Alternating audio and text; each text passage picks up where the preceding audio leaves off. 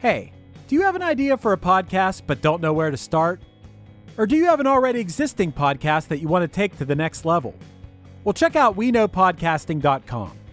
From concept development to theme music to editing to logos, WeKnowPodcasting.com is a one-stop shop for all things pod. Don't hesitate to hit us up. We're very nice.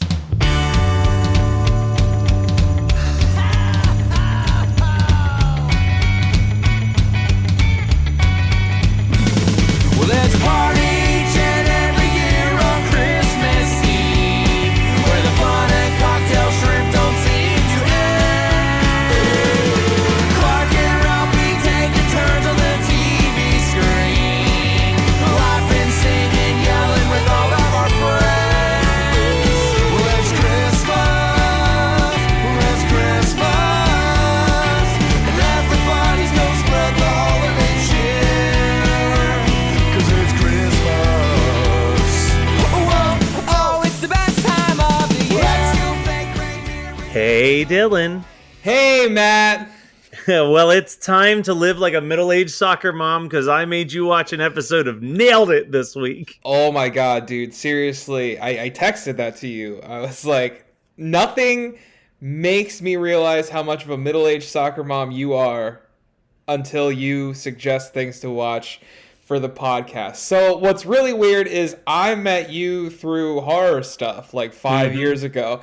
So I feel like I'm getting to know a brand new Matt Kelly doing this show with you, and I'm actually for it. I will say this was not nearly as pain-inducing as the last thing you made me watch. Yeah. So I'm for it. And I kind of felt here's the thing with Nailed It.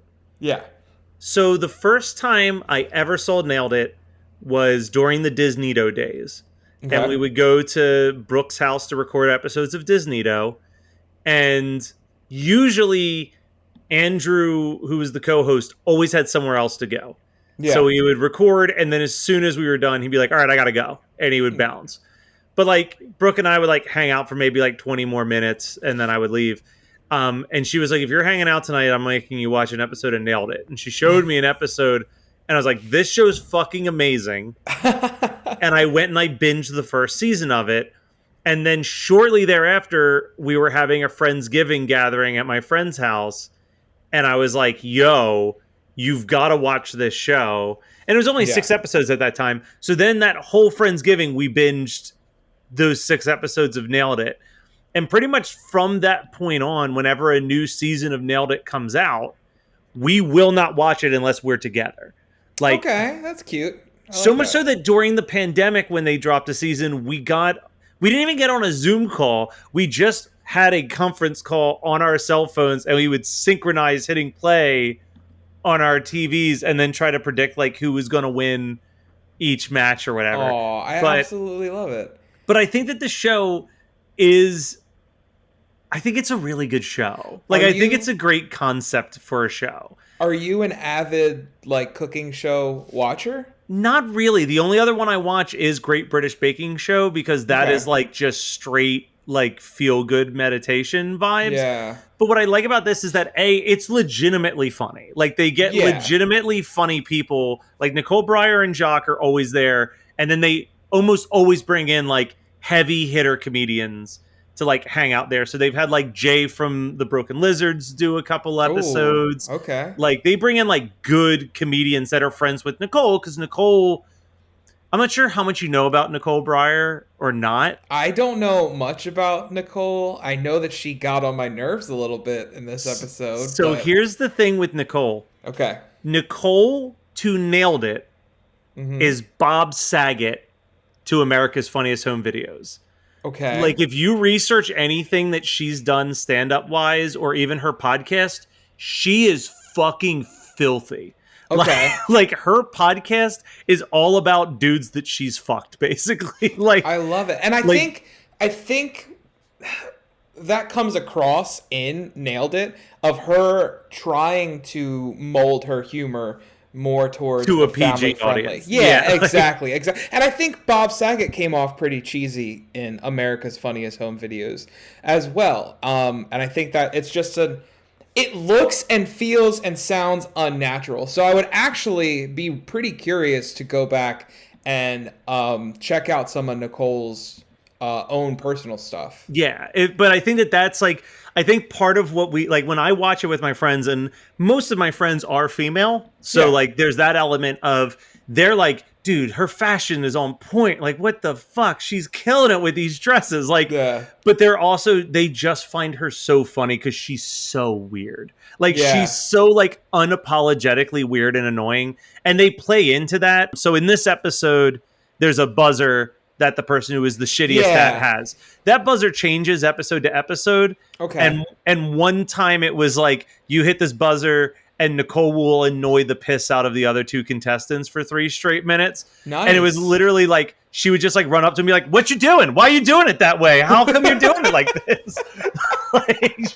So I definitely appreciate this watch because my history with cooking shows is based around the holidays. Like my family and I would sit around and watch the Christmas ones and the Halloween ones, specifically the Halloween ones, and with the pumpkin carving and everything else. So I felt right at home watching this. I really, really enjoyed it. And I think I'm going to have to definitely binge Nailed It Holidays. Even the normal Nailed It, it's just a great throw it on. It's on in the background. You're like giving it some attention. You're laughing at like some lines. I'll say last season, because Jacques is like the most composed person, which also makes him in a weird way the funniest one because he's very serious.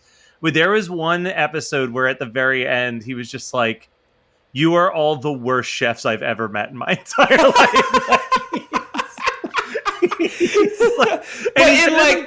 in a kind way, right? No. But he said that like verbatim. Like he's like, I legitimately don't know who should win this because you are all terrible. Like us as like hardcore viewers have been like, how bad was that food? Because we have seen them eat like raw cake before. Oh no! Like how awful was everybody? I mean, I will say there was at least one contestant on this episode where I was uncomfortable with them eating her food. Sorry, spoilers. No, that leads to one of the best lines though, because it's the celebrity guest. It's the 3 Wiseman cake pop specifically. She takes a big bite out of it, and then there's a couple seconds of silence, and she goes, "Yeah, I don't think I can continue."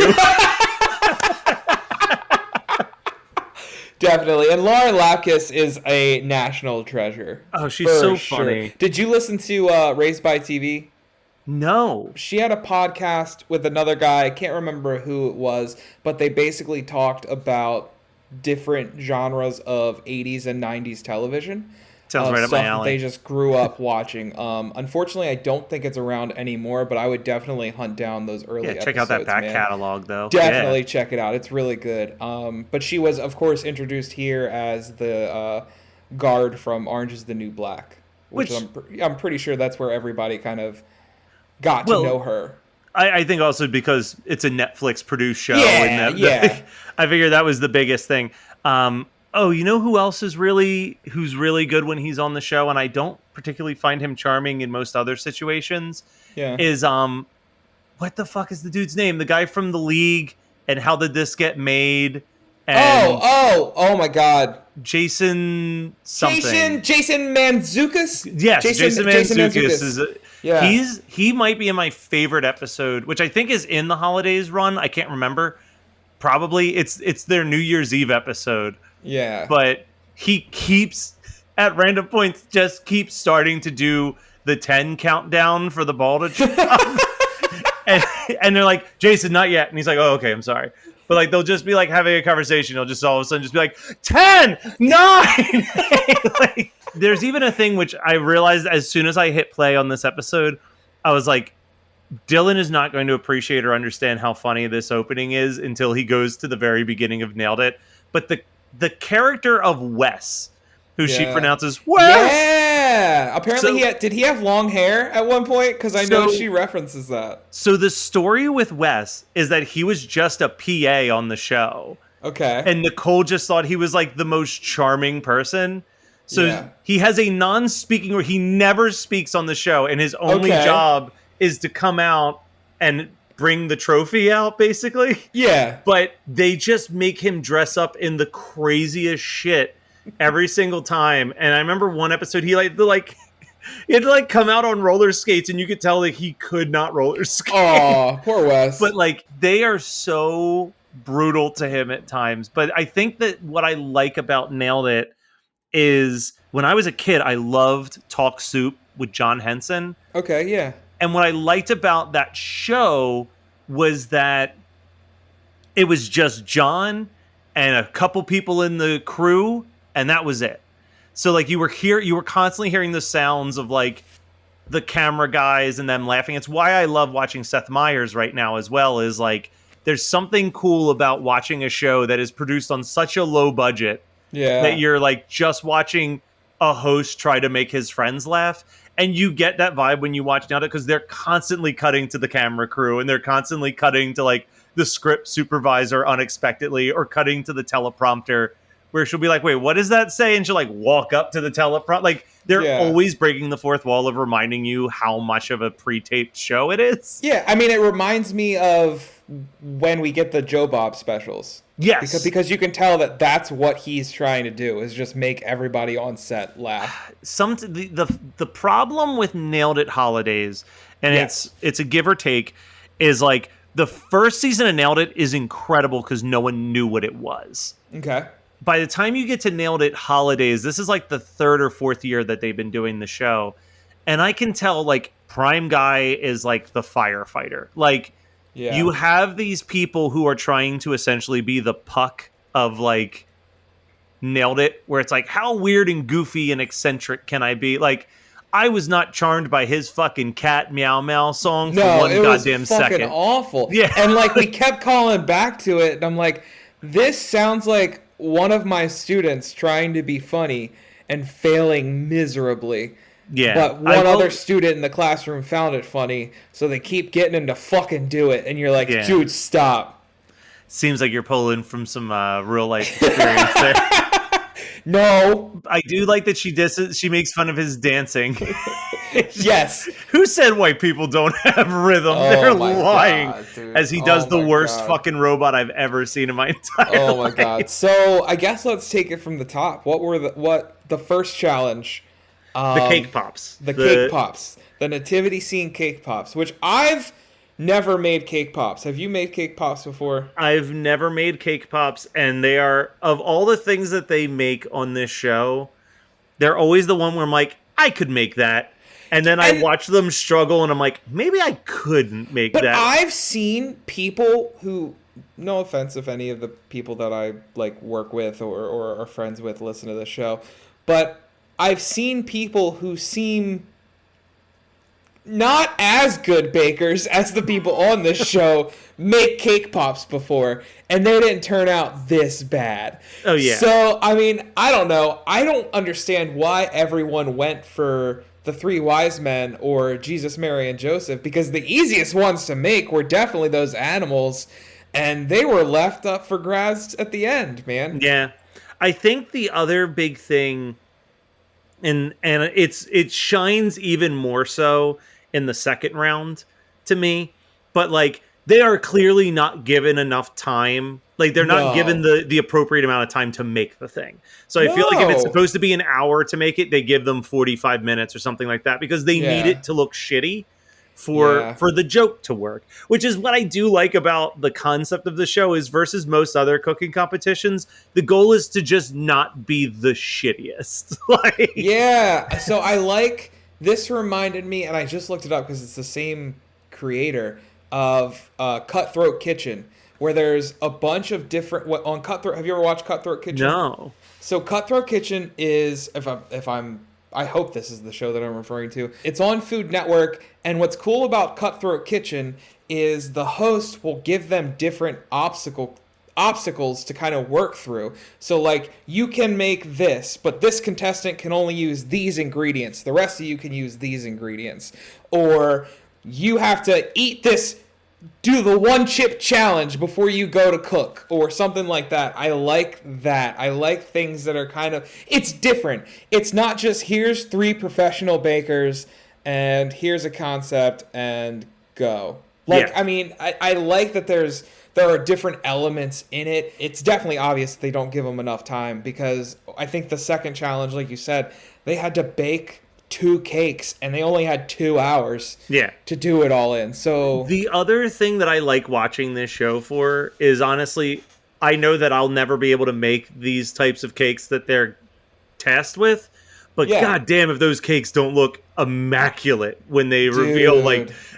it's like that Santa look stuck so in a good. chimney cake looked incredible. Yeah, and I mean, some of the ones that they made didn't look too bad either. Dude, some of those cake pops, even if they were hideous looking, looked delicious. Absolutely delicious. I'll tell you my biggest takeaway from this episode, and I wrote this down verbatim. I would like to Lady and Tramp a really large crispy block with Dylan. Like, So that was like a Rice Krispie treat, right? Under the yeah, cake. just a giant Rice Krispie So treat. I will agree to that if we can also put that cake right on top of the Rice Krispie treat. I got you. I would like to eat a split-legged Santa with you, Matt. We again, like I said, my friends and I like obsessively watch this show, which is Yeah. funny because none of us are true bakers in any real Yeah. sense, but we're watching it and we're like, ugh. You're fucking up. Yeah, and like that's you get like- real judgy about it, which is kind of fun. Like there are so many times where you watch people just be like, "Shit, I don't know how to make this chocolate. I'm gonna fill this bowl with M&Ms and microwave it for 10 minutes so that it melts, and then I'm gonna pour it over Yeah. top of it." And you're like, "What are you doing?" The chocolate chips, like, I didn't understand, because it's revealed that, like, right next to the chocolate chips were, like, chocolate candy melts. So I'm like, what is this decision you're making? But, I mean, in all honesty, I would have totally probably made the same choice. Yeah, no, where it's I'm the just like, pressure. where's the first chocolate thing I can find? Exactly, it's the pressure of the moment. Again, I wanted you to watch this show specifically because I'm always thinking of you, and I'm like, Yeah, you know I what? appreciate that. This is a perfect you and Teddy having Aw. recreational time on the couch, Yeah. and there's just something on in the background. You know what I mean? Like, that sounds dirty. yeah. And then you're like, Ugh. we should try to make one of those. I look. There's at least 3 different times that they've cooked something where I was like, I could do that. And then I never actually try, but I'm like, I could make that. Dude, we should do that. Like, again, once the Rona's gone, who knows if that's ever gonna happen. We should get a bunch of people together and do our own personal Nailed It holiday, man. I'm fine. I'm down with that. I am down with that. But I didn't have a ton of notes. It's hard to take notes on like a reality show cooking thing, but I thought It is. this would be fun. This would be a fun short episode just to finish out September before we get into that good spooky. Yeah, it was. It was a lot of fun. It's a good finale of our watching of where we want to avoid like our strong picks and our horror picks. Because it's going to get wild for about 3 or 4 weeks. The next few weeks, I am so excited for our spooky time watches. We are recording this on the first day of fall, and I've already got like my spooky wear that I rocked to school to teach in today. I'm ready, dude. I'm ready for these next 3 months. Like, it is hands down the best time of the year starts right now. Well, I think we nailed this episode, Dylan. So, Merry Christmas, Dylan. Merry Christmas, Matt. Oh, whoa, oh, now we won't stop till the big ball drops on New Year's. Happy holiday, have a great holiday, have a merry happy holiday.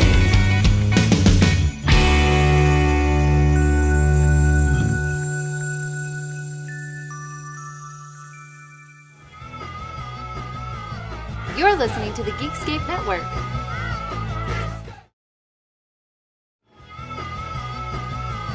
You're listening to the Geekscape Network.